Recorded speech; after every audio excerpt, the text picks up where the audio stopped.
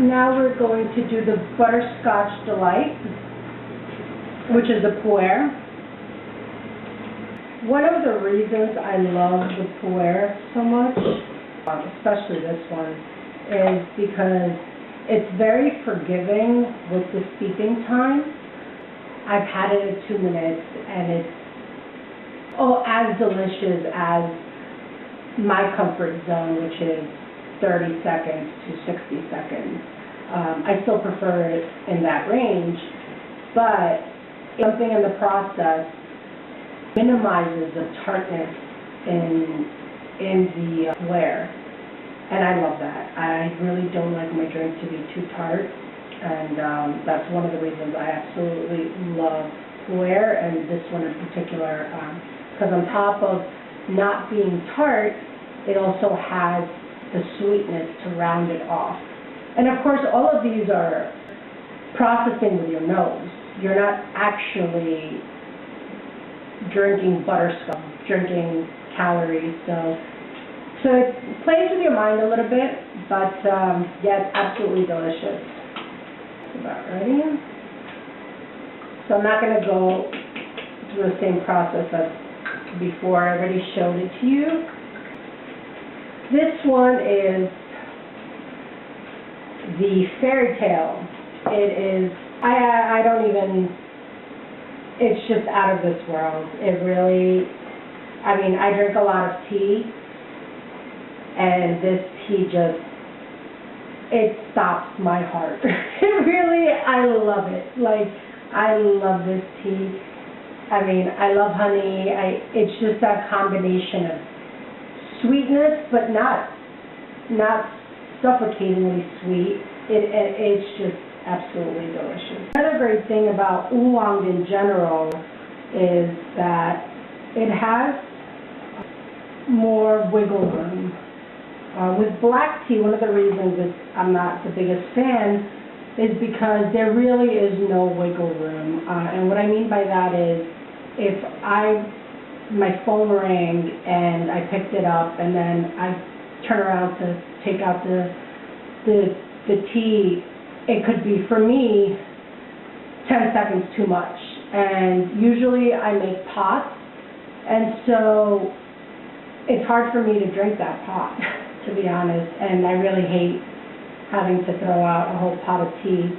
So I tend to stick with oolong, white tea. I love the herbals, especially when I'm making large quantities of tea. But oolong is really forgiving when it comes to that. And it doesn't really get to that tart point anyway. You can let it steep for 3-4 minutes or longer. I mean, you really shouldn't, but if you did, you really won't get that tartness that you would if you let a black tea steep for 4 minutes. It would really take someone with a strong constitution to drink that cup of black tea, or a coffee drinker. I find that coffee drinkers really like black tea. So my oolong is ready. I am going to take the time to smell this one because it is divine. It really, it's divine.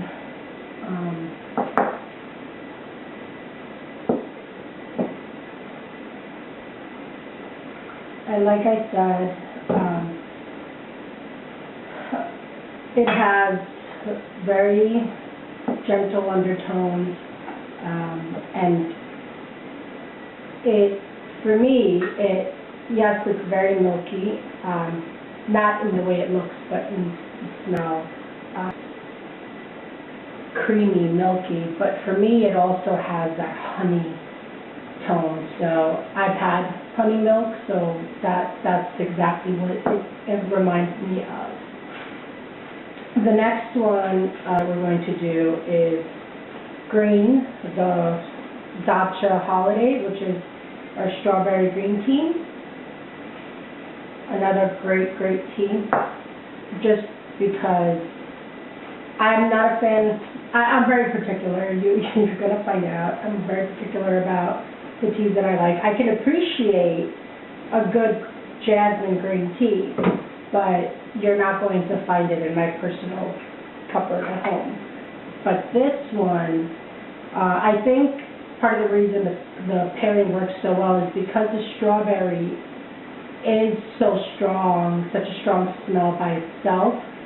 So it's not overtaken by the green tea, and it, once again, kind of curbs that vegetal smell that green teas tend to have.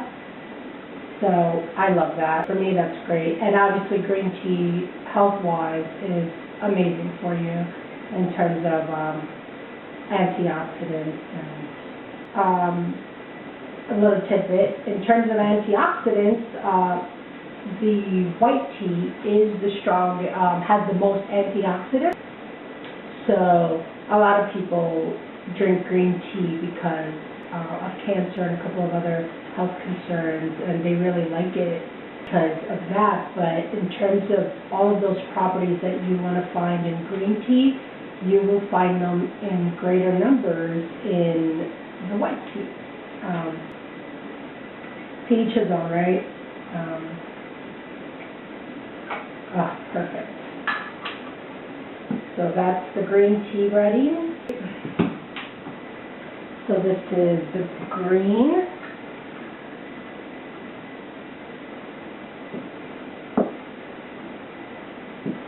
And now we're going to do the pine mouton, which is the white. The lighter the tea gets in terms of color and oxidation, you want to let them steep a little bit longer because they're so gentle that they need a little longer for the flavors to come out. Look on the website, EskimoTeahouse.com, and it'll give you what temperature is ideal for each tea. But they're all within the boiling range. Usually, like for white teas and green tea, I'll wait a little bit after it boils. After the water came to a boil, I'll give it a little bit of a rest. Not too much, a minute or so, just because they're so gentle that it's almost like you're going to break it apart if you pour it in boiling tea. That's not the case, of course, but I wait a little bit, not too much. So that's almost ready.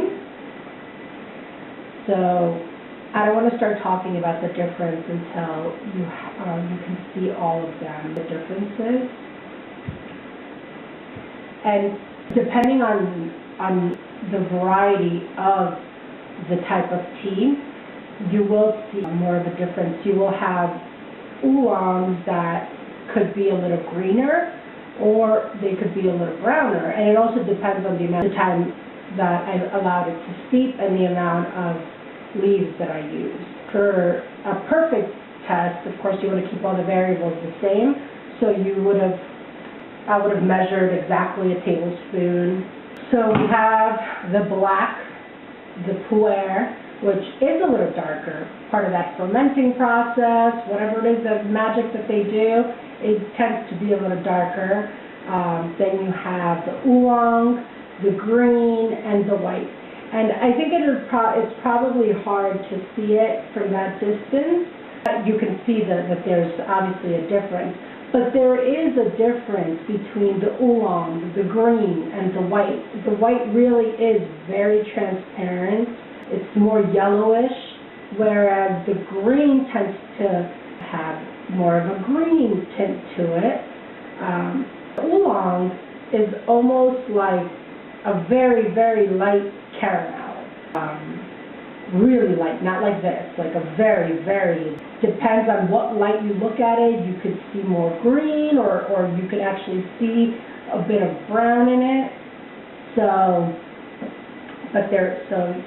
you can have a cup and you'll know right away, okay, you just served me some type of black tea, or you just served me, one of these. Of course, the dead giveaway is the smell. Like, I'm staying far enough where I could, guess like that, but the minute that it's going near my nose, it's a dead giveaway. So the black tea, of course, has a tart smell. It's very strong. It's full-bodied. Russian Earl Grey, absolutely delicious. Like I said, the orange tones, it has a bit of floral, but not too much.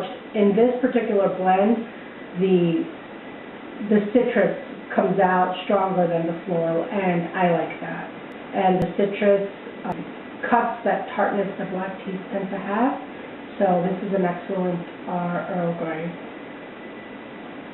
Delicious, very smooth. The aftertaste is, depending on how you steeped it, this particular one that I steeped today is leaving me with more citrus fruit is the word I was looking for. The Pu'er, caramel. It's a butterscotch, I know, but I think every time I smell it, I think caramel. It's just delicious. It's like dessert. And the water is soft and it just rolls a lot smooth. It almost feels less complex than the Earl Grey because it just goes down so smoothly. I mean, you could have this cup of tea just for dessert. And this is the honey milk, the Skaska. Absolutely delicious. The taste for this one, it is actually, in my opinion, more green tea-ish, because I can taste the vegetal aftertaste, but the smell is still so strong in to my nose that it's just absolutely, I love it. And this is the strawberry green tea.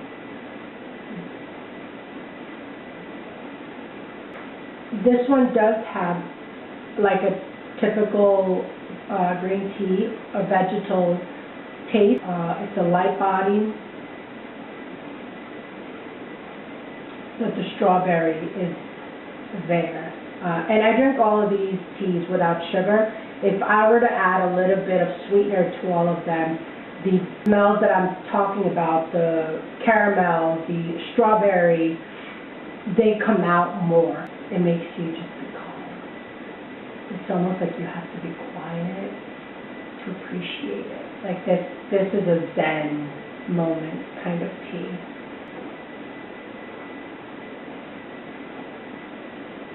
And those are your 5 basic types of teas. And next, stay tuned, come visit again. I will review all of our teas individually in the